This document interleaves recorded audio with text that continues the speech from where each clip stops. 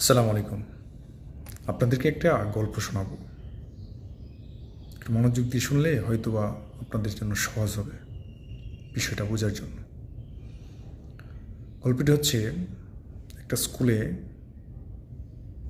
Teacher class নিচ্ছেন, mathematics মানে অঙ্ক ক্লাস, গণিত ক্লাস নিচ্ছেন। তো এই গণিত ক্লাসে হঠাৎ এক স্টুডেন্ট তাকে প্রশ্ন করলো যে, স্যার,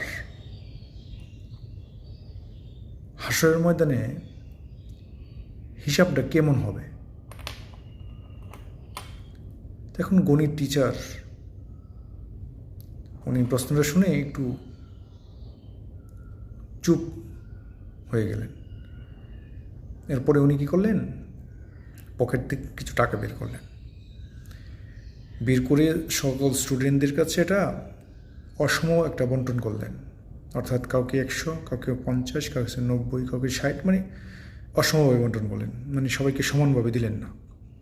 এবং যে কোয়েশনটা করেছিলেন তাকে আপনার 1 টাকা দিয়েছেন এবং বলছে যে তোমরা 2 দিন খরচ করো, এটা যেভাবে পরে খরচ করো, 2 দিন পরে আমাকে তোমরা জানাবা যে কে টাকাগুলি কোন খাতে খরচ করেছ। তো সেই হিসাবে চলে গেল, ক্লাস শেষ। তো 2 দিন পরে যখন খরচের খাত জানানোর সময় আসলো, তখন টিচার কী করলেন, সবাইকে ডাকলেন, ডেকে একটা গরম তাওয়া বসালেন, মানে অর্থাৎ রুটি বানানোর তাওয়া আছে না, গরম তাওয়া, এরকম গরম যেটা সহ্য করা যায় বাট কষ্টকর।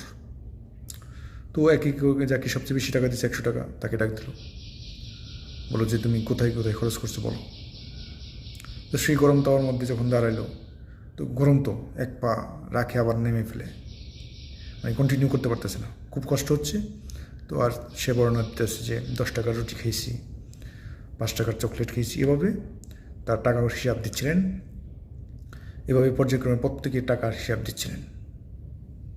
তো লাস্টে যে 1 টাকা পেয়েছিলেন, অর্থাৎ যে প্রশ্নকারী, সে কী করলেন, আয়শা জাস্ট দাঁড়ালেন আর বললেন যে স্যার 1 টাকা দিয়ে একটা চকলেট খেয়েছি, আর নেমে পড়লেন।